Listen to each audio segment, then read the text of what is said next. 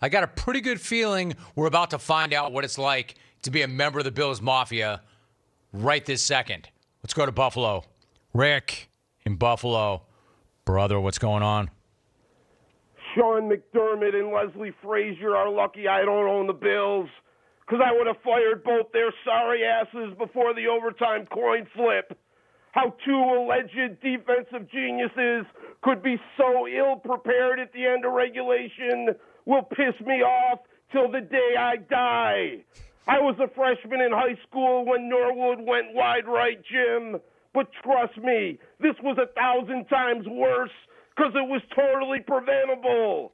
How two alleged defensive gurus could let Kelsey and Hill run free in the middle of the field will piss me off till the day I die.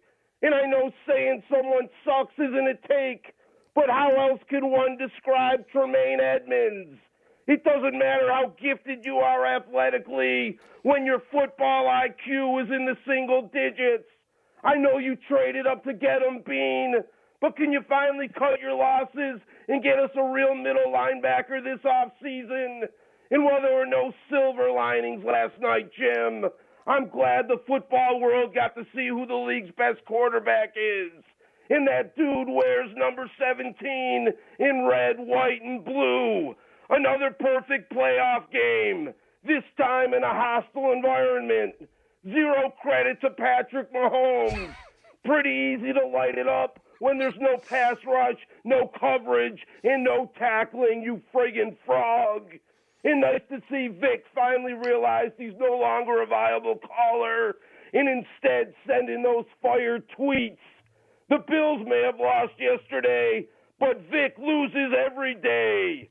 But nice to see you're watching the NFL again, victim. Way to prove your point about not supporting the, quote, Democratic League. But don't worry, everyone. He said he's watching for free online. Not surprising, because this sponge gets everything for free. Except sex, of course. Spending his monthly allowance on Nocal's finest heifers. Now back to the basement you go, bitch boy. And last thing, Jim, I saw Rit tweeted out he feels sorry for Buffalo. Gee, thanks, old man, but not as sorry as we feel for you, you loser.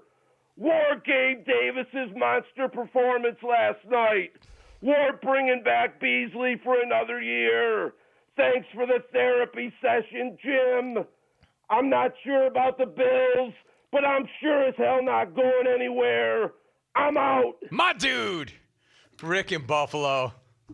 Absolutely incredible. You racked the hell out of that call, Alvin. I love the Bills Mafia. I don't care how much you hate that guy. I love Rick. That is such a great call.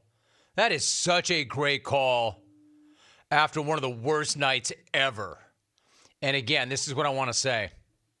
I think that Sean McDermott's a hell of a coach. I think Leslie Frazier is a hell of a coach. I think they did not have a great night last night. And what I love about the Bills Mafia and what I'm seeing, other than him not giving, quote, that frog any credit, that's the only part of Rick's call that I really had a problem with. You know, he and Vic, choose a side there if you want, or choose neither side if you want. That's a different beef onto itself. But not giving Patrick Mahomes any credit obviously is not going to work. However, that said, I love so many things about that call. One, his anger, which I always love about Rick. But the fact that he's not cutting his guys any slack. And he's calling them out. And he's calling for accountability. And he's not coming in with something lame like, the overtime rules suck. We would have won. He's saying it shouldn't have gone to overtime.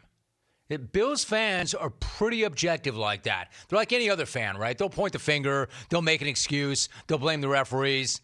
This guy went right out of his way to blame his head coach and his D coordinator and his linebacker. That's what I mean. And called the day after and owned it. Good job, Rick. This guy has finished as high as number 2 in the smack-off. Hard to imagine he won't win one day. I'd say the same thing about the Bills, though, right? It had to have felt like losing 4 Super Bowls all in 13 seconds. because you had to know that it was going to come down to that coin flip. As gassed as that D was, and as badly as they were playing in the very end.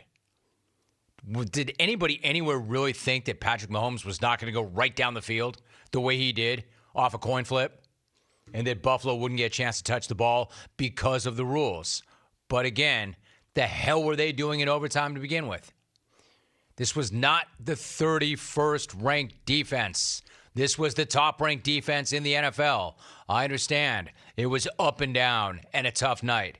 Here's what else I understand. Top ranked D in the NFL, 13 seconds. Make a play, get the hell out of there. Get off the field. Also, again, what are you doing not squib kicking that ball? Run some clock. The clock. I mean, Patrick Mahomes walks out there like, I got this. Oh, 13 seconds? More than enough time.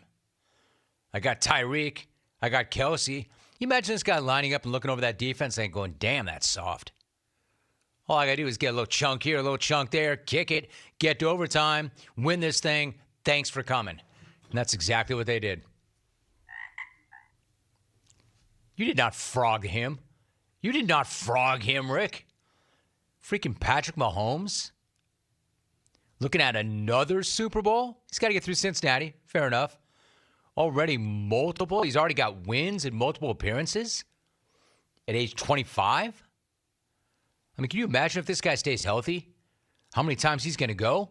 And this isn't one of those things like, yeah, I got there early in my career. I thought it would be like that every year. It is like that every year with this guy. You can't frog him. You This dude's friggin' incredible. frog. And even when he struggled earlier this year, and there was that whole narrative about the league adjusted, the league caught up, they're not adjusting back. I don't know. It's like he threw that proverbial switch last night. He looked every bit as dangerous as he ever has, and especially running the football. Isn't it amazing? They just could not get this guy. He's like a magician, what he gets out of. And time again. Amazing game. You can't frog him, Rick. You friggin' frog. Not even frogged him, frickin' frogged him. It's a teacher using his alliteration.